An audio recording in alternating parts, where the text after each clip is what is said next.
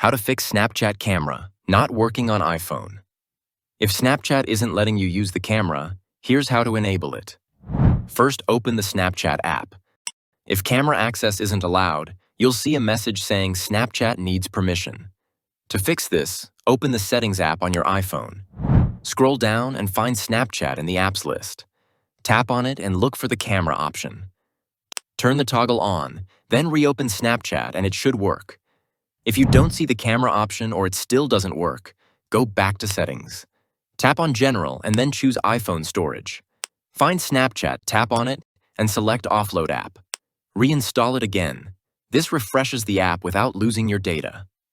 If the camera still won't load, try restarting your phone. Go to Settings, tap on General, then scroll down and choose Shut Down. Turn your iPhone off, power it back on, and check Snapchat again. As a last step, delete Snapchat completely. Press and hold the app.